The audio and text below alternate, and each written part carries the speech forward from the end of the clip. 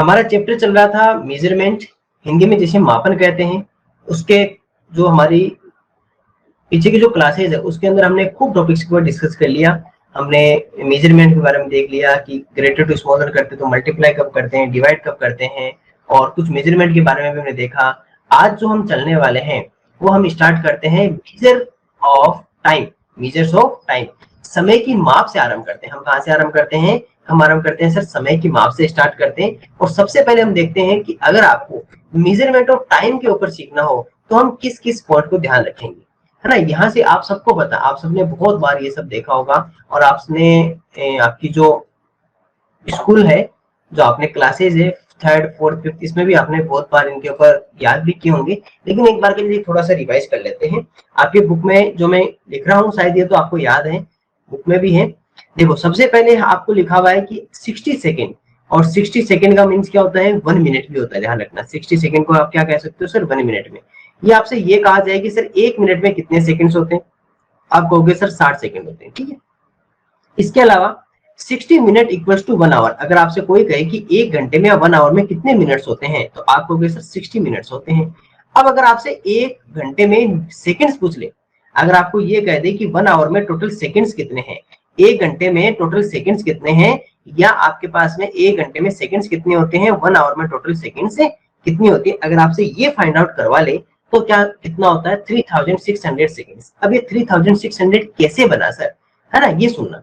देखिए आपको क्वेश्चन में क्या पूछा कि आपको ये कहा कि यहाँ पर आपकी क्वेश्चन में ये गिवन है कि 1 आवर में सेकंड्स फाइंड आउट करनी है। हमें 1 आवर में क्या फाइंड आउट करनी है? हमें सेकंड्स फाइंड आउट करनी है।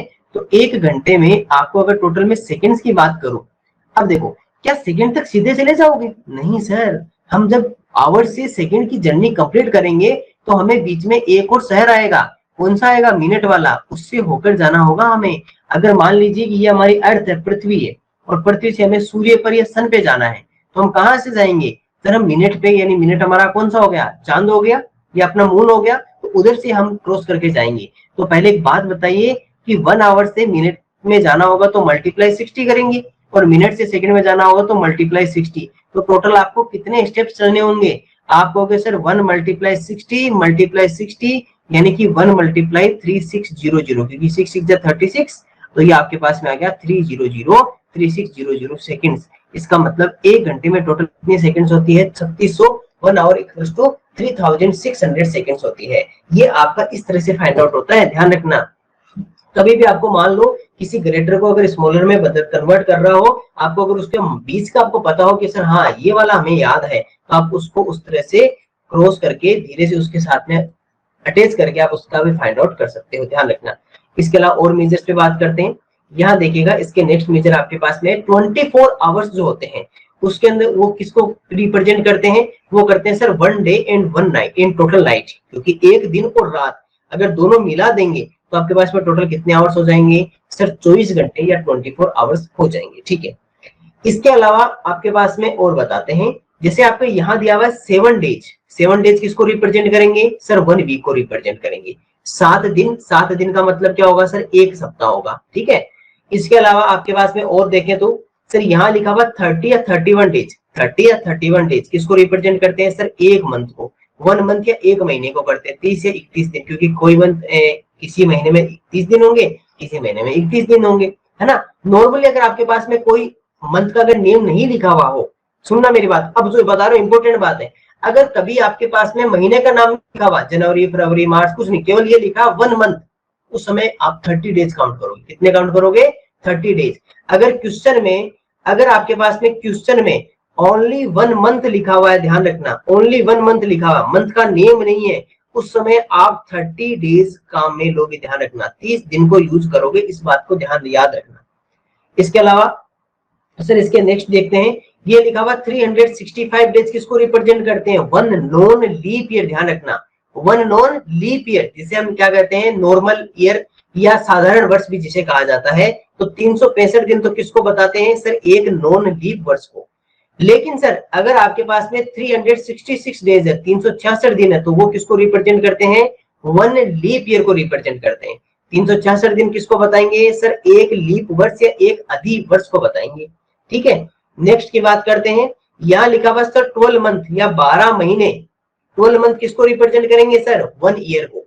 12 महीने का मतलब 1 वर्ष। याद रखना है, ध्यान रखना, पढ़ रहा हो तो याद भी करना। हो सके कुछ आपको इनमें से याद हो जाएंगे डेटा, जो नहीं होंगे उनको बाद में याद करना, लेकिन याद तो करना ही होगा।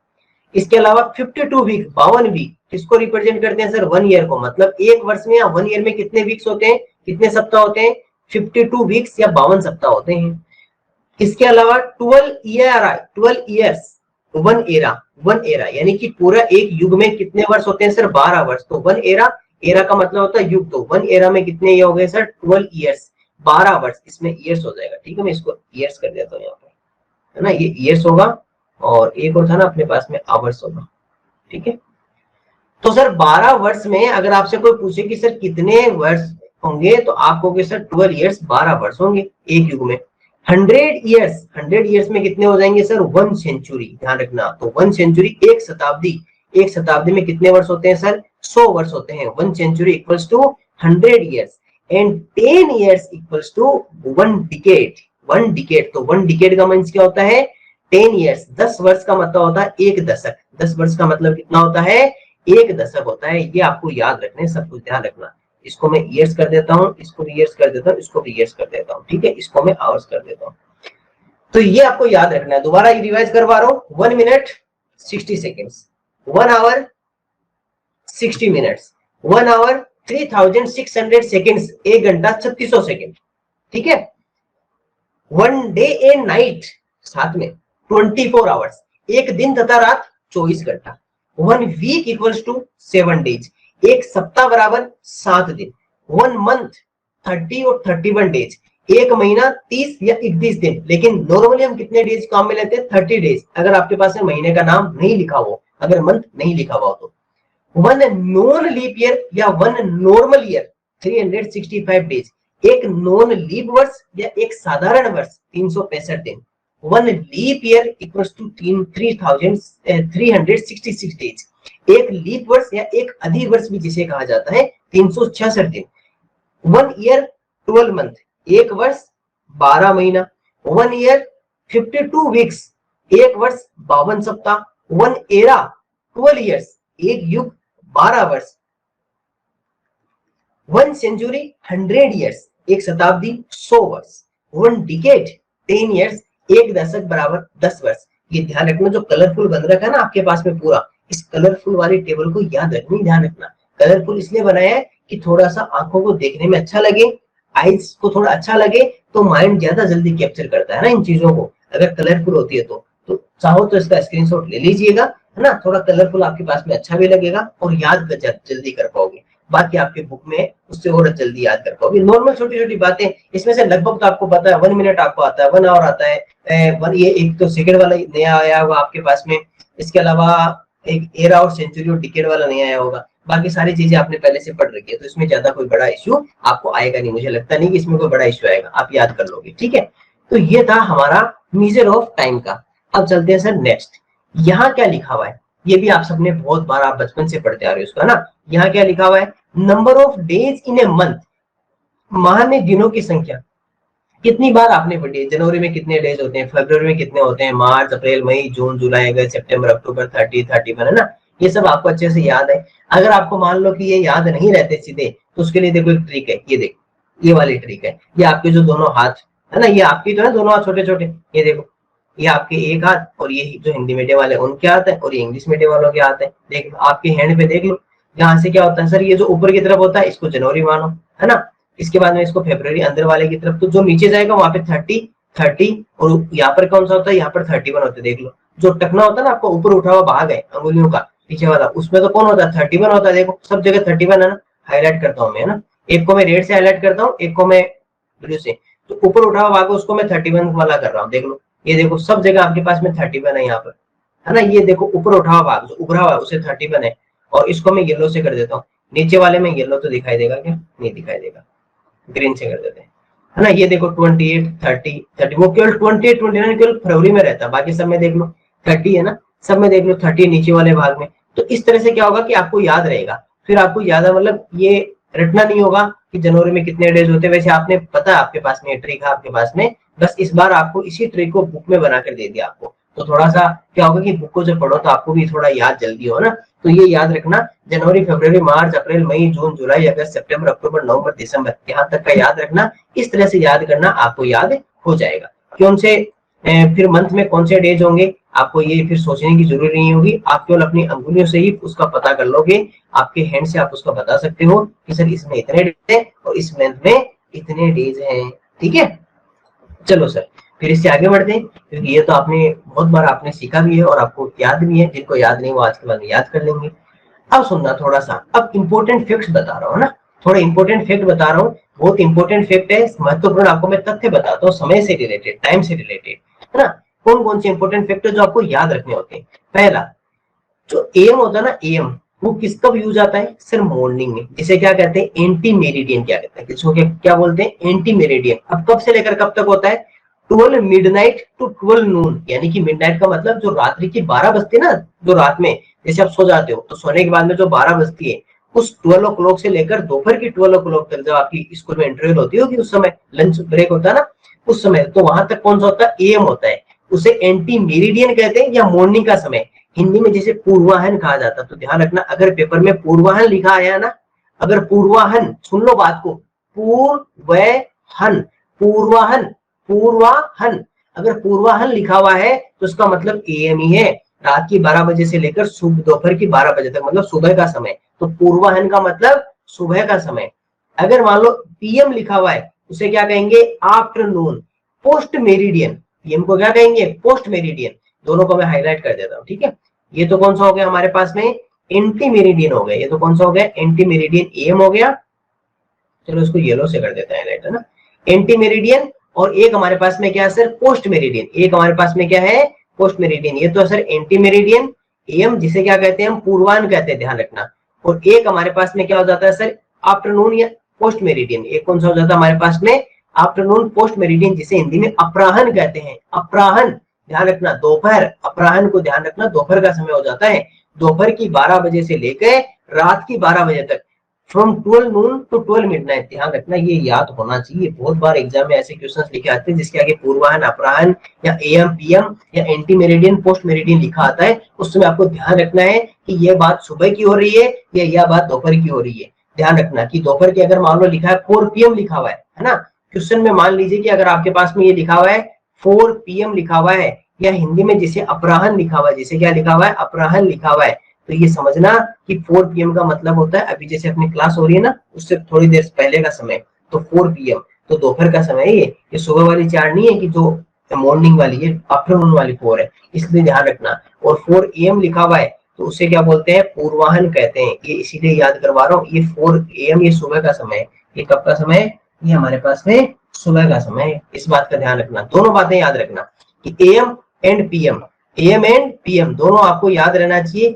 कि सर AM तो कब आता है एंड PM कब आता है, अपराहन और पूर्वाहन, एंटी मेरिडियन, पोस्ट मेरिडियन। ये याद रखना, बहुत बार बच्चे कंफ्यूज हो जाते हैं और कंफ्यूज होकर गलती कर देते हैं, लेकिन आपको ऐसी गलती नहीं करनी है। आपको क्या नहीं करनी है सर, ऐसी गलती नहीं करनी है, ठीक है। चलिए अब आपको थोड़ा सा मैं घड़ी जो आपके पास में क्लॉक जो होती है, उस क्लॉक की जो हैंड्स जो होते हैं उसके बारे में आपको बताता हूँ। वैसे आपको सब कुछ पता है लेकिन फिर भी एक बार समझ लीजिए ना। मैं क्लॉक के हैंड्स के बारे में बताता हूँ कि सर जो घड़ी की तीनों सुइयां होती है उसके अंदर कौन कौन सी, किसके बारे में कहेंगे। देखिए आपके पास में 3 होते हैं, सबसे छोटी होती है, सबसे पहले उसके पास में चलते हैं। वो कौन सी होती है, हावर हैंड। इसको ग्लास की जगह हैंड कर लीजिए, ज्यादा अच्छा लगेगा ना, इसको हैंड कर लीजिए। हावर हैंड जो होता है, या सर जिसे हम क्या कहते हैं, हावर, आवर हैंड, आवर, हावर नहीं बोलेंगे, आवर हैंड, क्या बोलेंगे, आवर हैंड। वो एक तो फेट होती है यानी मोटी होती है, थिक होती है, छोटी और छोटी होती है ना। क्या होती है, छोटी होती है, थोड़ी मोटी होती है। वो घंटे वाली जो सुई होती है वो मोटी तथा क्या होती है हमारे पास में, छोटी होती है। यही अगर हम बात करें कि सर जो सेकंड से हैंड होती है वो एक तो थिन होती है, सबसे बड़ी जो होती है। सेकंड वाली सुई क्या होती है, पतली होती है। और मिनट वाली सबसे लंबी होती है। ध्यान रखना, जो मिनट वाली होती है, मिनट हैंड, वो लॉन्ग एंड थिन, जो लंबी और क्या होती है, मिनट वाली लंबी तथा मोटी होती है। वैसे आपको पता है, आपने घड़ी आपने सामने आपने बहुत बार देखी होगी क्लॉक को, तो आप उसके बाद ध्यान में रखना मिनट कौन सी होती है, आवर कौन सी सुई होती है, एंड इसके बाद में आपके पास में सेकंड्स वाली हैंड, सेकंड्स हैंड, ये आपके पास में मिनट वाली सुई कौन सी होती है। तो ये आपको यहाँ से समझाने का प्रयास किया हमने और ये हमने देखा यहाँ पर। अब देखो सर, इसके जो नीचे लाइन लिखी है ना छोटी सी, वो बहुत ही इंपॉर्टेंट लाइन है, ध्यान रखना, इंपॉर्टेंट लाइन बता रहा हूँ। All the hands move clockwise. Clockwise कौन सा होता है, लेफ्ट टू राइट, अभी दिखाऊंगा ना। Around the dial of the watch, तीनों ही सुइयां घड़ी के डायल के चारों ओर दक्षिणावर्त दिशा में बाएं से दाएं ओर घूमती है। अब सुन लो, एक अच्छा पॉइंट है यहाँ पर, है ना, सुन लो इसको क्या कहा है कि जो ये क्लॉकवाइज और जो ये आपके दक्षिणावर्त का है ना, ये दो होते हैं। सुनना इसके अंदर, मैं आपको दो यहाँ से दोनों साथ ही बता देता हूँ। एक होता है सर क्लॉकवाइज, एक कौन सा होता है, क्लॉकवाइज, जिसे तो कहा जाता है सर दक्षिणावर्त, जिसे क्या कहा जाता है, दक्षिणावर्त कहा जाता है। और एक होता है सर एंटी क्लॉकवाइज, एक कौन सा होता है, एंटी क्लॉकवाइज। अब इंग्लिश में तो अच्छे से याद हो जाते हैं, हिंदी में इसे कहते हैं वामावर्त। अब हिंदी में कंफ्यूज हो जाते हो तो आज के बाद अभी आपका कंफ्यूजन क्लियर कर देंगे, सुनना, अभी आपका कंफ्यूजन क्लियर करते हैं। देखो क्लॉकवाइज मतलब घड़ी की दिशा में, राउंड टू द क्लॉक। अब क्लॉक कैसे राउंड करती है पता होगा, जैसे ये अगर ये मान लो क्लॉक है तो राउंड किधर से करेगी, हमेशा ऐसे राउंड करती है, हमेशा किधर करती है, इधर करती है। तो ये कौन सा हो गया, क्लॉकवाइज या दक्षिणावर्त। लेकिन एंटी क्लॉकवाइज, अगर आप इसके एंटी चलोगे, इसके किधर चलोगे, एंटी, तो ये कौन सा हो गया, एंटी क्लॉकवाइज, क्योंकि घड़ी की सुई तो इधर से इधर चलती है ना, घड़ी की सुई तो किधर जाती है, इधर जाती है, आप किधर जा रहे हो, इसका एंटी जा रहे हो। अब सुनना, हिंदी में कैसे याद रखोगे, दक्षिणावर्त में एक वर्ड बाहर निकालो, कौन सा, दक्षिण, कौन सा निकालो, दक्षिण। दक्षिण कहाँ होता है, नीचे की तरफ। उत्तर कहाँ होता है, ऊपर की तरफ। नॉर्थ और साउथ आपने पढ़ा होगा, इधर होता है उत्तर, इधर होता है दक्षिण। एक ट्रिक बता रहा हूँ याद रखने की, जब आप क्लॉकवाइज आप अगर घड़ी की दिशा में चलते हो तो देखा नहीं आपने कि आप दक्षिण की तरफ जा रहे हो, आपने देखा दक्षिण की तरफ जा रहे हो, और यहाँ पर सर आप उत्तर की तरफ जा रहे हो, इधर कहाँ जा रहे हो, उत्तर की तरफ जा रहे हो। तो जब सर दक्षिण की तरफ जा रहे हो तो दक्षिणावर्त बोल दो उसको, उसको क्या बोल दो, दक्षिणावर्त बोल दो। देखो नाम से निकल गया ना। और जब एक दक्षिणावर्त हो गया तो दूसरा कौन सा हो जाएगा, वामावर्त हो जाएगा। दूसरा कौन सा हो जाएगा, वामावर्त। तो एक पता होना चाहिए, दक्षिणावर्त दक्षिण की तरफ, दक्षिण की तरफ कब चलोगे, जब घड़ी की दिशा में चलोगे, मतलब क्लॉकवाइज चलोगे तो दक्षिण की तरफ जाओगे तो दक्षिणावर्त, क्योंकि हिंदी के पेपर में हिंदी में ही लिखा आएगा, ध्यान रखना। और वामावर्त जब ऊपर की तरफ जाओगे तो वामावर्त। बाकी इंग्लिश वालों को तो मुझे पता है कि इश्यू नहीं आएगा, क्योंकि क्लॉकवाइज और एंटी क्लॉकवाइज लिखा हुआ है, तो पता है सर क्लॉकवाइज, क्लॉक जिस तरह से राउंड करके क्लॉकवाइज हो जाएगा, और जो एंटी क्लॉकवाइज जो उसके ऑपोजिट होता है एंटी क्लॉकवाइज। लेकिन हिंदी मीडियम वाले ध्यान रखना, क्लॉकवाइज अगर आप जा रहे हो मतलब आप दक्षिण की तरफ जा रहे हो, आप किधर जा रहे हो, दक्षिण की तरफ जा रहे हो, मतलब दक्षिणावर्त। तो एक दक्षिणावर्त, तो दूसरा कौन सा हो जाएगा, वामावर्त। इसके बाद में आप कभी कंफ्यूज नहीं होंगे, पहले मैं भी कंफ्यूज हो जाता, ध्यान रखना। ये मत सोचना कि मैं सब कुछ ऐसे सीख के आया था, मैं भी धीरे धीरे सीखा था, मैं भी कंफ्यूज हो जाता। लेकिन फिर मैंने भी एक ट्रिक निकाली कि अच्छा, फिर मैंने देखा कि दक्षिणावर्त तो उसको ही कहते हैं जो घड़ी में नीचे की तरफ जाते, और नीचे दक्षिण होता है, मतलब दक्षिणावर्त। तो दूसरा कौन सा हो जाएगा, वामावर्त। तो जो जिस तरह से मैंने आप इजी किया, ऐसे आपको मैं इसी वे में सिखा रहा हूँ कि आप नीचे की तरफ जा रहे हो क्लॉकवाइज, तो मतलब दक्षिणावर्त, दूसरा कौन सा हो जाएगा, वामावर्त हो जाएगा।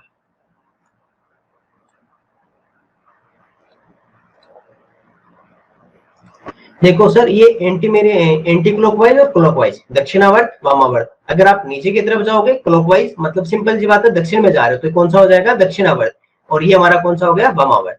चलिए, अब इसके बाद में कुछ इंपॉर्टेंट फैक्ट्स है कैलेंडर से रिलेटेड। अभी हमने किससे रिलेटेड देखे, टाइम से रिलेटेड। एक तो anti meridian, post meridian, am और पीएम देखा, पूर्वाहन अपराह्न देखा। इसके अलावा जो क्लॉक हैंड होते हैं हमने वो देखा। इसके अलावा हमने दक्षिणावर्त वामावर्त के बारे में समझा। अब हम चलते हैं सर कैलेंडर से रिलेटेड, जो आपके पास में कुछ इंपॉर्टेंट फैक्ट्स होते हैं उनको भी हम पढ़ लेते हैं।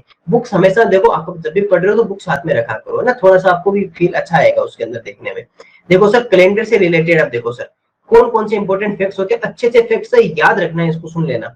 अब यहाँ पर समझना, देखो if a year is divisible by 4, important fact है, सुन लेना, इंपॉर्टेंट फैक्ट, बहुत इंपॉर्टेंट फैक्ट है। If a year is divisible by 4, divisible by 4, then is called a leap year. आगे ना, यदि कोई वर्ष 4 से विभाज्य हो, मतलब उसमें 4 का भाग जा रहा हो, तो उसे क्या कहेंगे, लीप वर्ष या अधिवर्ष कहेंगे, मतलब रूल ऑफ 4 यूज करेंगे। और आप सबको पता है कि सर रूल ऑफ 4 क्या होता है, रूल ऑफ 4 होता है सर किसी भी नंबर के लास्ट के 2 डिजिट, जैसे मान लीजिए नंबर है तो लास्ट के 2 डिजिट से एक नंबर बनाओ और उसमें 4 का डिवाइड कर लो, 4 का डिवाइड कर लो। बट एक बात ध्यान रखना यहां से, लेकिन सर एक बात आपको क्या याद रखनी है वो सुनना, 4 से भाग जा रहा हो तो क्या कहलाएगा, लीप वर्ष कहलाएगा। और जब भी आपके पास में लीप वर्ष होता है, अगर मान लीजिए कोई भी लीप वर्ष आ जाता है तो उसके अंदर जो फरवरी होती है ना वो 29 डेज की होती है। In such a year there are 29 days in February, और ऐसे लीप वर्ष में फरवरी में 29 दिन होते हैं। कितने दिन होते हैं? 29 दिन होते हैं। जैसे मान लीजिए आपके पास में यहाँ पर 2012 लिखना था, इसको गलती कर दी, यहाँ पे गलती कर दी, ठीक है। यहाँ पर 2012 लिखना था, 12 के अंदर ये बॉक्स लिखना था। अगर मान लीजिए मैं आपसे ये पूछूं कि सर आपके पास में जो 2012 है, 2012, क्या लीप वर्ष है? नहीं है। आप चलिए इसमें 4 का डिवाइड कर लो। रूट ऑफ 4 क्या कहता है? लास्ट के 2 डिजिट में डिवाइड करके देख लो। 12 सर 12 में तो डिवाइड होगा, मतलब ये आपका लीप ईयर है।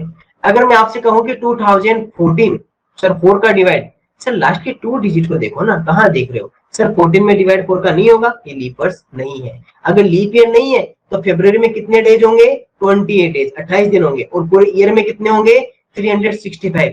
इसमें फरवरी में 29 डेज और 366 डेज होंगे। लेकिन सर ध्यान ये रखना, एक और आपको अच्छी बात बता देता हूँ।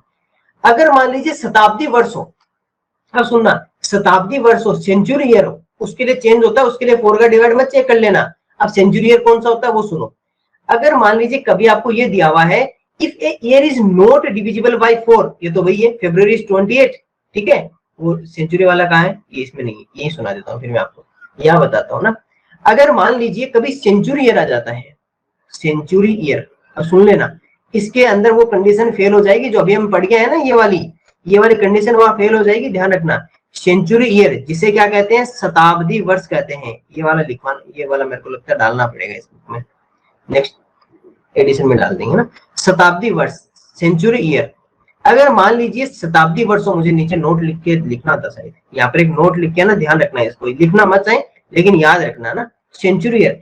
अगर मान लीजिए कभी सेंचुरी ईयर हो या शताब्दी वर्ष आ जाए, सर कौन से होते हैं? जैसे मान लीजिए 1200, 1600, 1700, 1800, 1900, 2000, ये जो लास्ट में डबल जीरो दिखाई दे ना, कभी आपको लास्ट में डबल जीरो दिखाई दे, तो इन सबको क्या कहते हैं? सर सेंचुरी ईयर कहते हैं, शताब्दी वर्ष। इन सबको क्या कहते हैं? शताब्दी वर्ष। इन्हें सर सेंचुरी ईयर कहते हैं। लेकिन ध्यान रखना, सेंचुरी ईयर के लिए आप 4 का डिवाइड नहीं पता करोगे, लीप और नॉन लीप के लिए, ध्यान रखना। सेंचुरी के लिए note didn't check by, doesn't check, चलो यहां पर लिख लेते हैं, doesn't check by divide, doesn't check divided by 4 कर देते हैं, doesn't check divided by 4, divided by 4, है ना। Check by, check divided by 400, इसमें किससे करना होगा? हमें 400 से डिवाइडेड करना होगा, ध्यान रखना। डिवाइडेड बाय 400, हमें 400 से भाग से करना होगा। यहाँ पर हम 4 से विभाज्य नहीं, 4 से विभाज्य की बजाय, 4 से विभाज्य की बजाय 400 से विभाज्य करेंगे, की बजाय 400 से विभाज्य पता करेंगे। इस बात का ध्यान रखना, 400 से विभाज्य पता करेंगे, ये याद रखना। ये एक इंपॉर्टेंट ध्यान रखना, क्यों? क्योंकि बच्चे क्या करते हैं पता है, अगर मान लीजिए लास्ट में डबल जीरो है, रूल ऑफ 4 क्या कहता है कि अगर किसी भी नंबर के लास्ट में डबल जीरो आ जाए तो वो तो 4 से डिविजिबल होगा, मतलब ये तो फिर सभी लीप ईयर्स है। लेकिन ध्यान रखना, लीप ईयर्स नहीं है। क्यों? क्योंकि सर ये देखो, ये वाला लीप ईयर नहीं है, 1700 वाला लीप ईयर नहीं है, 1800 लीप ईयर नहीं है, 1900 लीप ईयर नहीं है। और वैसे देखे तो 4 से डिविजिबल, तब तो सभी लीप ईयर हो जाएंगे क्योंकि लास्ट में डबल जीरो आ रहा है।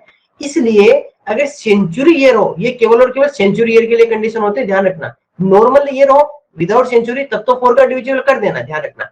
अगर सेंचुरी ईयर नहीं है, यानी कि लास्ट में डबल जीरो नहीं है, सिंपल सी बात है, समझो। अगर लास्ट में डबल जीरो नहीं आ रहे हैं, उसे सेंचुरी ईयर कहेंगे। सेंचुरी मतलब 100 होता है ना, शताब्दी का मतलब 100 होता है।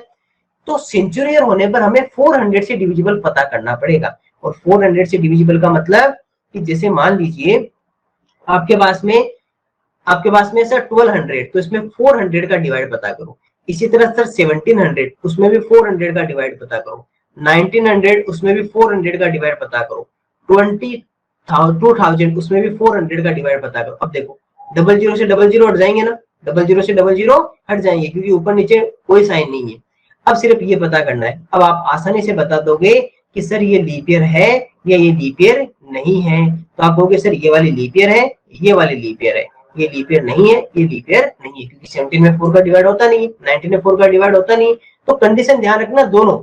अगर आपको केवल ईयर को फाइंड आउट करना हो तब तो डिवाइडेड बाई 4, 4 से विभाज्य करोगे। लेकिन सर अगर सेंचुरी ईयर लिखा हुआ है तो हमें 400 का डिवाइड करना है, 4 का डिवाइड नहीं करना है। और 400 का करोगे तो 00 से तो 00 हट जाएंगे और लास्ट में क्या रहेगा, जो नंबर रहेगा उसमें फिर 4 का डिवाइड चेक कर लेंगे।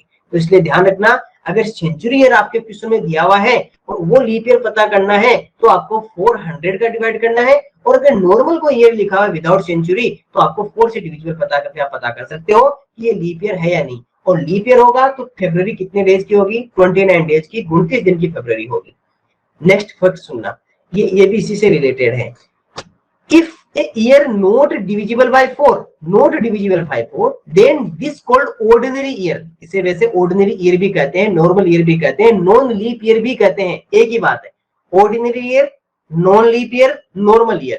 and in such year there are 28 days in February, there are 28 days in February। ये भी याद रखना, अगर 2017 है, 2017 है और ऑर्डिनरी ईयर है, नॉट एक्चुअली डिविजिबल बाय 4। देख लो इसमें 4 का डिवाइड नहीं होगा, ना ही देख लो 93 में 4 का डिवाइड होगा। तो ये दोनों क्या है, ऑर्डिनरी ईयर्स हैं। यदि कोई वर्ष 4 से विभाज्य नहीं हो रहा हो तो उसे क्या कहेंगे, साधारण वर्ष कहेंगे। और ऐसे साधारण वर्ष में फरवरी में 28 दिन होंगे। देख लो 17 में भाग नहीं हो रहा, 93 में भाग नहीं हो रहा, तो आपका ये दोनों क्या है, ये हमारे पास में साधारण वर्ष है और ये 4 से पूर्णतः विभाज्य नहीं है। तो दोनों बातें याद कर ली। If a year is divisible by 4, then this called leap year and February is 29 days. And if a year is not divisible by 4, then this called ordinary year and February is 28 days. यदि कोई वर्ष 4 से विभाज्य हो जाता है तो वो leap year कहलाता है, जिसमें फरवरी में 29 दिन होते हैं। लेकिन यदि कोई वर्ष 4 से विभाज्य नहीं होता है तो उसे साधारण वर्ष कहते हैं, जिसके अंदर फरवरी में 28 दिन होते हैं। बट सुनना अच्छी बात, if a year is century year, then we will divided by 400, then we will divided by 400। यदि कोई वर्ष शताब्दी वर्ष है तो हम 400 से भाग करेंगे, 4 से भाग नहीं करेंगे। ये भी सुन लेना, मैंने तीनों बातें साथ करा दी, दोनों पॉइंट अभी तक जो हमने पढ़ा वो तीनों साथ करवा दी, ठीक है। अब इन तीनों को मैं कंपैरिजन करके दिखा देता हूँ, है ना। तो ये एक जो अब जो स्लाइड बना रहा हूँ ना, ये याद रखना, बहुत काम आएगी। जैसे मान लीजिए अभी तक हमने क्या पढ़ा, हमने जो तीनों को एक साथ लिख देता हूँ। मान लीजिए यहाँ पर मैं ईयर है, ईयर लिख लेता हूँ ना, केवल ओनली ईयर लिख लेता हूँ, जिसे हिंदी में वर्ष कहते हैं, है ना। हिंदी में जिसे क्या कहते हैं, वर्ष कहते हैं, आप समझ जाओगे ना इतना तो। अगर मान लीजिए कोई ईयर है, ठीक है, ये ईयर है और ये डिवाइडेड बाय 4 है, डिवाइडेड बाय 4 है, तो ये क्या कहलाएगी, ये कहलाएगी सर हमारे पास में, अपने मन ही मन में बोल लीजिएगा, लीप ईयर कहलाएगी। ये क्या कहलाएगी, लीप वर्ष कहलाएगी, जिसे अधिवर्ष भी कहते हैं, जिसे क्या कहते हैं, अधिवर्ष भी कहते हैं हिंदी में। और इसके अंदर जो फरवरी होगी, है ना, फरवरी, वो कितने 29 डेज की होगी। और टोटल जो डेज होंगे वो कितने होंगे सर, 365, 365 होंगे। इसके अलावा अगर कोई ईयर है और नोट डिवाइडेड बाय 4, क्रॉस लगा रहा हूं नोट के लिए, नोट डिवाइडेड बाय 4, तो ये क्या कहलाएगी, ऑर्डिनरी ईयर। क्या कहलाएगी, ऑर्डिनरी ईयर, जिसे साधारण वर्ष कहते हैं, जिसे क्या कहते हैं, साधारण वर्ष कहते हैं। और ऐसे समय में फरवरी 28 की डेज की होगी और ये 366 कर दीजिए, इसमें कितने कर दीजिए, 366, और इसमें 365 कर दीजिए, इसमें 366 कर दीजिए, इसमें 365 डेज कर दीजिए। इसके अलावा अगर मान लीजिए आपके पास में सेंचुरी ईयर है, कौन सा है सर, सेंचुरी ईयर है, ये आपके पास में शताब्दी वर्ष है, तो शताब्दी वर्ष में किसका भाग करोगे, किसका डिवाइड करोगे सर, 400 का डिवाइड करेंगे। और अगर डिवाइड हो जाता है तो वो क्या कहलाएगी, लीप वर्ष कहलाएगी। और ऐसे समय में वही फरवरी 29 डेज की और टोटल डेज कितने हो जाएंगे, 366। अभी तक हमने तीनों पॉइंट पढ़े थे, तीनों पॉइंट को मैंने एक साथ लिख दिया है कि 4 का डिवाइड लीप ईयर, लीप वर्ष, अधिवर्ष, और इस समय में क्या हो जाएगी, 29 डेज और 366 days. Note divided by 4, ordinary year, साधारण वर्ष 28 और 365, सेंचुरी शताब्दी 400 वर्ष, 400 से बाद 400 से लीप ईयर कर लेगा, ठीक है। अब सुनिएगा सर, इसके बाद में इसका जो नेक्स्ट पॉइंट है वो सुनते हैं, देखो क्या लिखा हुआ है। तो ये कंप्लीट हो गया। पॉइंट नंबर 3, फैक्ट नंबर 3 सुनना। फैक्ट नंबर 3 क्या है, एक और इंपॉर्टेंट फैक्ट है, सुनना यहाँ पर, उससे भी अच्छा फैक्ट है ये वाला। ये क्या लिखा हुआ है, every 8th day after 7 days is the same day as the day before। क्या लिखा हुआ है, एवरी 8th डे। जैसे मान लीजिए आज मान लीजिए कि आज मान लेते हैं कि हम मान लेते हैं कि टुडे आज क्या है, आज मान लेते हैं कि फ्राइडे, आज कितना सर मान लेते हैं फ्राइडे है, ठीक है। अब इस फ्राइडे में फ्राइडे का जो नेक्स्ट 8th डेट जो होगा, जैसे फ्राइडे को डेट लिख लेते हैं हम 8 सितंबर लिख लेते हैं, है ना। 8 आज मान लीजिए कि 8th डेट है। अब इसके बाद में जो 16 सितंबर होगा, 16th जो डेट होगा, उस दिन भी हमारे पास में फ्राइडे ही होगा। चेक कर लो चाहे, अगर मान लीजिए इधर चेक कर दें, 8 को फ्राइडे शुक्रवार है, 9 को कौन सा होगा Saturday, 10 Sunday, 11 Monday, 12 Tuesday, 13 Wednesday, 14 Thursday, 15 Friday and 16 Saturday. Sorry 8th पूछा ना, 8 + 8 16 होगा, 8 + 8 16, तो नेक्स्ट डे भी क्या होगा सैटरडे। सैटरडे आना चाहिए था ना, 1 मिनट रुको। Friday, Saturday, Sunday, Monday, Tuesday, Wednesday, Thursday, Friday और सैटरडे। 8th डे, 7 के बाद में जो 8वां दिन आएगा, शायद 8वां दिन होगा, मेरे को लगता है गलत हो गया इसमें। 1 2 3 4 5 6 7 8 8 है ना, इसको भी काउंट करते हैं वन डे को, है ना, इसको भी काउंट करते हैं। तो आफ्टर 7 डे, 7वें दिन के बाद में सेम डे आएगा। अगर 1 फरवरी को ट्यूसडे है तो 8 फरवरी को भी ट्यूसडे आएगा। एक मिनट चेक करने दीजिए कि मेरे को लगता है 50 या तो कहीं मिस्टेक है इसमें। एक मिनट चेक कर लेते हैं, 1 मिनट, है ना, इस फैक्ट को चेक कर लेते हैं क्या इफेक्ट सही तो लिखा हुआ ना। 1 2 3 4 5 6 7 और 8 को इसने क्या बताया, इसने ट्यूसडे बताया। Tuesday, Wednesday, Thursday, Friday, Saturday, Sunday, Monday और ट्यूसडे, इसके सेम आ रहा है। अच्छा +7 किया इसने, हमने 8 कर दिया ना, इसने हमने +7 कर दिया, तो यहाँ पे 15 करो +7 आफ्टर 7 डेज, तो 15th डे होगा। कौन सा होगा 15 को फ्राइडे होगा। उसका जो 8th डे होगा आफ्टर 7 डेज, तो इसको भी काउंट करते हैं ना। 1 2 3 4 5 6 7 और 8th डे आपका कौन सा हो जाएगा फरवरी। यानी कि सेम वापस से कब आएगा आफ्टर 7 डेज, आफ्टर 7 डेज, यानी कि हर जो 8वां दिन आता है every 8th day same day होता है। प्रत्येक 8वें दिन वही दिन आता है जो पहले दिन था। ये बात ध्यान रखना कि अगर मान लीजिए कि आज आपका फ्राइडे, टुडे इज फ्राइडे, तो आज से काउंट कीजिए, आज फ्राइडे 1 डे, नेक्स्ट इस तरह से काउंट करते करते 8th डे काउंट कीजिए, वापस से फ्राइडे ही आएगा। मतलब प्लस कितना करना है 7 प्लस करना है, क्योंकि नेक्स्ट 7 डेज आज वाले के बाद में जो 7 दिन के बाद में जो होगा, जैसे 8 है तो 8 के 7 डेज जब कंप्लीट हो जाएंगे तो 15 आ जाएगा, और 15 को वापस से क्या होगा फ्राइडे ही होगा। इस बात का ध्यान रखना। तो every 8th day is the same day, प्रत्येक 8वां दिन वही दिन आता जो पहले दिन था, जो उस दिन था। तो ध्यान रखना कि आपको किसी भी नंबर में अगर आपको ये पूछे कि सेम डे कब आएगा, तो आपको ये कहना है कि आफ्टर 7 डेज, हर 7वें दिन के बाद में, और आपके वही दिन आ जाएगा वापिस से। और इस तरह क्या होता है कि ये आपके काम में वहां आता है जब मान लीजिए आपको नंबर आपको फाइंड आउट करना हो। जैसे मान लीजिए क्वेश्चन में ये लिखा हुआ है ना, क्वेश्चन में मान लीजिए कि इस तरह से आपको क्वेश्चन लिखा हुआ है कि यहाँ मान लीजिए क्वेश्चन में ये लिख दिया कि 1 सितंबर को आपको मान लीजिए आपको कहते हैं कि मंडे है ना, 1 सितंबर को सोमवार है, और आपसे ये पूछा कि आप ये बताइए कि 20 सितंबर को कितना होगा, 20 सितंबर को कौन सा डे होगा। तो आप एक एक काउंट थोड़ी करोगे 2 3 4 5 6 7, नहीं ऐसे नहीं करना। आपको पता है कि जैसे ही 7 डेज प्लस कर देंगे तो वापिस से वही डे आ जाएगा ना। तो 7 डेज करेंगे तो 8 सितंबर, तो 8 सितंबर को कौन सा होगा, फिर से मंडे होगा। इसमें फिर से 7 प्लस कर दो, तो 8 और 7 कितना हो जाएगा सर 15 सितंबर। 15 सितंबर को फिर से मंडे हो जाएगा, फिर से मंडे हो जाएगा। देखो अब क्या करना पड़ा, अब तो सर बहुत नजदीक पहुंच गए, 15 तो इसके एकदम जस्ट पास पहुंच गए ना 20 के। अब तो सर 5 डेज आगे प्लस करना है, तो 15 16 17 18 19 और 20। तो 15 को Monday, Tuesday, Wednesday, Thursday, Friday और सैटरडे। ये लो सर 20 को कौन सा होगा सैटरडे होगा। कितना जल्दी पता कर लिया आपने। 7 प्लस किया, जैसे आप 7 डेज प्लस करते हो सेम वही डे आ जाता है वापिस से नेक्स्ट। आपको जैसे 1 सितंबर को मंडे था तो उसमें 7 प्लस कर दो तो फिर से आपका मंडे रहेगा। तो आपने फटाफट से अपने 20 सितंबर का बता दिया। बिना लिखे भी बता सकते हो आप, बिना ये इतना सब कुछ लिखे भी बता सकते हो। जैसे मान लो एक क्वेश्चन का आप कमेंट बॉक्स में आंसर दीजिएगा, है ना, एक क्वेश्चन का आप कमेंट बॉक्स में आंसर दीजिएगा। आपसे एक क्वेश्चन पूछता हूं मैं ना, आपको मैं लिख देता हूं कि 14 अक्टूबर, है ना, 14 अक्टूबर को आपका जो डे था वो था वेंसडे मान लीजिए, है ना, वेंसडे या बुधवार था। अब आपको ये बताना है, आपको ये बताना है कि सर आप ये बता दीजिए कि 10 नवंबर को कौन सा डे होगा। 10 नवंबर को कौन सा डे होगा। आपको सर आप तो अक्टूबर से नवंबर में लेंगे, ऐसा कैसे चलेगा। अरे चलेगा, आप सोचना स्टार्ट करो, इस पे थिंकिंग करो, अभी आएगा, है ना। आप थिंकिंग तो करो, हो जाएगा आपसे। बिना वैसे काउंट नहीं करना है ना, प्लीज काउंट मत कीजिएगा, ऐसा नहीं कि सर काउंट कर रहे हो, काउंट नहीं करना, बिना काउंट करे कोशिश करो, सीधा जो आप जैसे मैंने +7 वाला किया उस मेथड को यूज करके।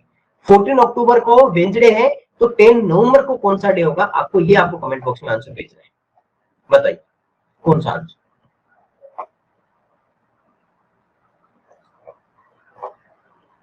ठीक है, देखिए सर कुछ स्टूडेंट्स ने ट्यूसडे, फ्राइडे, मंडे, सैटरडे बताया। अब सुनना अच्छे से कैसे बनाना था। देखो सर सिंपल सी बात है कि आपको 14 अक्टूबर से 10 नवंबर पर जाना है, तो सिंपल सी बात है सर, आपने मंथ को चेंज कर दिया, पहला पॉइंट। सर मंथ चेंज कर दिया तो पहले हम क्या करते हैं, अक्टूबर में 31 डेज होते हैं, वहां तक पहुंचते हैं। ठीक है सर, 14 में 7 प्लस कर दिया तो कहां चले गए, 21 अक्टूबर पे, 21 अक्टूबर। ठीक है, सेम वही डेज रहेगा, वेंसडे। 21 में फिर से 7 प्लस कर दिया, कितना आ गया सर, 28 अक्टूबर आ गया, कितना आ गया, 28 अक्टूबर। तो फिर से सर वही वेंसडे रहेगा, है ना।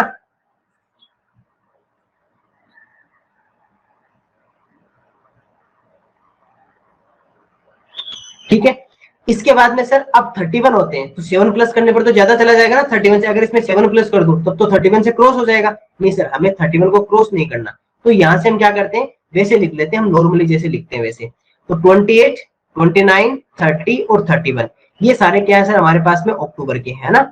और कौन सा हो गया, वेंसडे के बाद में थर्सडे गुरुवार, फिर फ्राइडे शुक्रवार, और सैटरडे शनिवार, ये तो क्या हो गया सर हमारा 31 अक्टूबर तक का हो गया। अब सर हमें तो नवंबर पे जाना है, तो चलिए सर नवंबर की तरफ चलते हैं। 1 नवंबर को अगर आपसे पूछे तो नेक्स्ट कौन सा हो जाएगा सर, संडे। अब 1 नवंबर के बाद में हमें तो 10 नवंबर तक जाना है, तो इसमें फिर से 7 प्लस कर दो, तो कितना हो जाएगा सर, 8 नवंबर। और 8 नवंबर को फिर से क्या आ जाएगा सर हमारे पास में, संडे आ जाएगा। अब 8 को संडे आ गया, तो 9 और 10, 9 नवंबर, और ये लो सर 10 नवंबर। तो 9 को कौन सा हो गया, मंडे, और 10 को कौन सा हो गया, ट्यूसडे। बताओ कितना इजी, डेम इजी क्वेश्चन है। केवल और केवल आपको अपने माइंड से थिंकिंग करनी थी कि सर 7 प्लस किया वही दे दिया, फिर हमें पता चला कि 7 तो क्रॉस हो जाएगा, तो जब क्रॉस हो जाए ना तो आपको क्रॉस नहीं करना है, फिर आपको एक एक काउंट कर लेना उसको धीरे धीरे, है ना। फिर अपनी जो स्पीड है ना, जैसे पहले तो क्या आपने सीधे गाड़ी को, अपने जो कार थी उसके अंदर, जो आपके गेम में देखा होगा आपने, उसमें नाइट्रो पावर डालते हो, नाइट्रो पावर डाल के सीधे आपने स्पीड से बूस्ट करवा दी उसको 7 तक, फिर 28 तक बूस्ट चले, फिर आपको पता चला अरे अभी एकदम से नजदीक आ गए, तो फिर आपने धीरे धीरे ब्रेक दिया, और फिर धीरे धीरे उसको आगे कस के 29, 30, 31, अगर वहां पे भी हम नाइट्रो बूस्ट डाल देते तो 31 को क्रॉस कर जाते ना, नहीं। फिर हमने 1 पे गए, फिर 1 से वापस से बूस्ट डाला तो 8 पे, फिर धीरे धीरे 8 से 9, 9 से फिर 10, और फिर अपना आंसर पहुंच गए, है ना। तो जहां स्पीड कम करनी है वहां स्पीड कम किया, और जहां पे स्पीड से जाना था वहां पे हमने स्पीड बढ़ाई। तो इस तरह से हमारा कौन सा आंसर आ गया, ट्यूजडे आपका आंसर रहा। ठीक है, एक क्वेश्चन आपको मैं होमवर्क के लिए दे देता हूँ अभी, एक क्वेश्चन आपको होमवर्क में दे देते हैं। और ये जो इंडियन करेंसी सिस्टम है, भारतीय मुद्रा प्रणाली है, ये हम देखेंगे हमारा कल। लेकिन अभी मैं आपको कुछ क्वेश्चंस दे देता हूँ इसी से रिलेटेड, है ना। कुछ क्वेश्चंस आपके लिए होमवर्क के लिए, सुन लीजिए। क्वेश्चन नंबर 1 लिखिए आप, कुछ क्वेश्चन दे देता हूँ, इसी इसी टॉपिक से क्वेश्चन दे देता हूँ ना, यही आपका सबसे अच्छा टॉपिक था आज का। और एक तो वो तो ज्यादा बड़ा नहीं था, ये भी ठीक है, ये भी ठीक है, ये तो अभी याद करना था। हाँ, इससे थोड़े अच्छे क्वेश्चन बनेंगे। सुनो, क्वेश्चन है कि मान लीजिए, यहां लिख देता हूं मैं 14 सितंबर, 14 सितंबर को डे मान लीजिए आपका डे है ट्यूसडे, है ना। आपको 14 सितंबर को अगर ट्यूसडे है तो आपको ये बताना है, आपको ये फाइंड आउट करके बताओ कि आपको 15 नवंबर को, सुनो कितना डेज लेके चला गया सीधा, 15 नवंबर को कौन सा डे होगा। ठीक है, क्वेश्चन नंबर 2, 8 मार्च, 8 मार्च को डे था संडे। ठीक है, तो आपको ये बताना है, आपको ये बताना है कि 31 जुलाई को कौन सा डे होगा, 31 जुलाई को कौन सा डे होगा। क्वेश्चन नंबर 3 सुनिएगा, क्वेश्चन नंबर 3 को सुनिएगा। क्वेश्चन नंबर 3 थोड़ा सा अच्छा क्वेश्चन दूंगा, इससे चेंज करूंगा। यहां लिखा हुआ है कि सर 5 फरवरी 2012, 5 फरवरी 2012 को आपका डे था थर्सडे। ठीक है, आप ये बताइए कि 15 अप्रैल 2012 को कौन सा डे होगा? इस क्वेश्चन को अच्छे से करना है। इस क्वेश्चन से पता लगेगा कि आप कितने एक्टिव होकर क्वेश्चन करते हो, है ना। यहाँ आपका आंसर गलत आने के चांसेस ज्यादा है। और देखते हैं कौन कौन से एक्टिव होकर काम करता है। एक लास्ट क्वेश्चन और लिख लीजिएगा। क्वेश्चन नंबर जो 4 है उसको लिखेगा।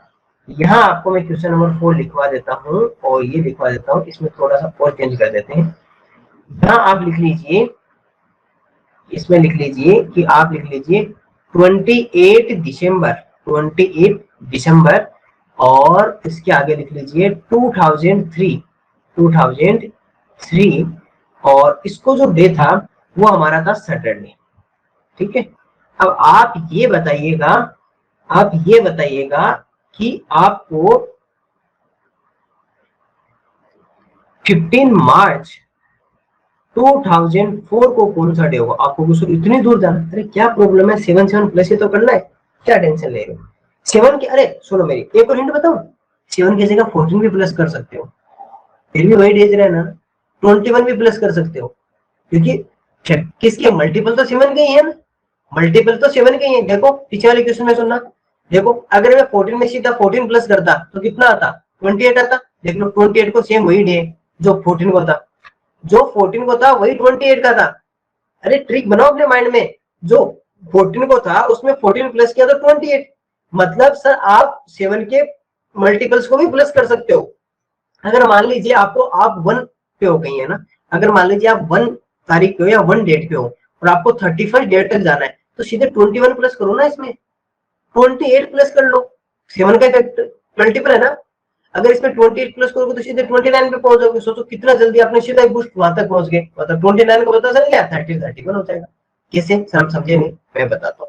1 मिनट के लिए स्क्रीन आप सोचना मत कि सर होमवर्क लिखना है, लिख लेना। एक बार आपको छोटी सी बात बताता हूँ, देखो कैसे और इसको और कैसे यूज कर सकते हो ट्रिक को। सुनो, अगर मान लीजिए मैंने आपको ये कहा कि 1 जनवरी है और 1 जनवरी को आपको है, मान लीजिए मंडे है 1 जनवरी को, है ना, और मैं आपसे ये कर दूं कि मुझे 15 मार्च तक जाना है। सोच के देखो कितना दूर जाना है, 7 प्लस करोगे टाइम लगेगा ना। तो अब सिंपल सी बात है, मंथ चेंज हो रहा है तो पहले हमें कहाँ जाना होगा? पहले हमें सिर्फ 1 जनवरी से कहाँ जाना होगा? 31 जनवरी तक। सिंपल सी बात है, पहले हमें कहाँ जाना होगा? 31 जनवरी तक। पहले देखो माइंड में क्रिएट बनाओ कि सर हम कैसे 15 मार्च तक पहुंच सकते हैं। सर पहले हमें 1 जनवरी से 31 जनवरी तक हमें ये कंप्लीट करना होगा। जनवरी के बाद में सर फरवरी कंप्लीट करनी होगी, तो 1 फरवरी से हमें 28, क्योंकि नॉर्मल 28 फरवरी लेते हैं अगर आगे ईयर नहीं लिखा हुआ हो तो। उसके बाद में सर हम 1 मार्च पे जाएंगे और फिर 1 मार्च से कहां तक जाएंगे सर? 15 मार्च तक जाएंगे। हमारा ये मेथड रहेगा, ठीक है। अब सुनो, 1 जनवरी को आपको पता है कितना है? मंडे। मुझे 31 तक जाना है, मतलब बड़ा नंबर है ना, तो मैं क्या करूं? सीधा ही 28 प्लस कर दो इसमें। भाई 7 2 14, 7 3 20, 7 4 28, तो सीधा 28 प्लस कर दो, क्योंकि वो भी तो 7 का मल्टीपल है ना। लेकिन 7 के मल्टीपल्स को ही प्लस करोगे, 7 के गुणज को ही जोड़ सकते हो। तो कितने पे हो गए सर? 29 जनवरी पे। और 29 जनवरी को भी क्या रहेगा? मंडे। 30 को क्या रहेगा? ट्यूजडे। और 31 को क्या रहेगा? वेडनेसडे। बताओ कितना जल्दी हमने पता कर लिया कि 31 को क्या था? वेडनेसडे था। तो 1 फरवरी को क्या होगा? थर्सडे होगा 1 फरवरी को। अब देखो सीधा हमें कहाँ जाना है? हमें 28 पे जाना है। तो अगर मान लीजिए मैं इसमें 1 फरवरी में 28 प्लस कर देता हूँ तो कितना आएगा? 29 आएगा। 29 को क्या रहेगा सर? थर्सडे। तो सर 29 को थर्सडे रहेगा तो 28 को क्या रहेगा? एक पीछे चले जाओ वापिस। सिंपल सी बात है, 29 को थर्सडे था तो 28 को क्या होगा? वेडनेसडे होगा। 28 को वेडनेसडे था, 29 हमें काम ही नहीं दे रहा था, लेकिन हमने 7 के मल्टीपल के लिए प्लस कर दिया, कोई फर्क नहीं पड़ता। 29 आया, हमें तो 28 पे जाना था, पीछे कर दिया। तो इसको वेडनेसडे है तो यहाँ पर कौन सा हो जाएगा? थर्सडे हो जाएगा। अब इसमें 15 सर, 15 का मतलब 14 प्लस कर सकते हैं। 15 का मतलब कितना कर सकते हैं? 14। ये आपको माइंड में देखो, धीरे धीरे आप जैसे जैसे क्वेश्चन करोगे आपके माइंड में आ जाएगा। 14 प्लस करोगे तो देखो सीधा 15 पे पहुंच गए। और 15 मार्च को सीधा बता दो कौन सा रहेगा सर? थर्सडे रहेगा। ये लो आंसर आ गया। कितना जल्दी आ गया, 3 महीनों का एक साथ आपने बता दिया स्पीड से कि सर हमने सीधा 28 प्लस कर दिया, क्योंकि 7 का मल्टीपल था तो वही नंबर वहां पे वापस आना था सेम डे। और फिर हमें पता चला कि 14 प्लस हो रहा है तो 14 प्लस कर दिया। 29 से वापस पीछे आना था तो ठीक, हमने वापस पीछे आ गए, थर्सडे हो गया। और फिर 1 मार्च को वेडनेसडे, फिर थर्सडे, और थर्सडे से वापस 14 तो वही 15 आ रहा है, तो फिर कौन सा हो जाएगा? थर्सडे हो जाएगा। ऐसे भी आप कर सकते हो, ध्यान रखना, है ना। और ये क्वेश्चन आपको बनाने हैं। इस क्लास की रिकॉर्डिंग एक बार वापस से देख लीजिएगा ताकि आपको ये जो लास्ट में ट्रिक बताई है वो ट्रिक आपको अच्छे से एक बार वापिस से समझ में आ जाए।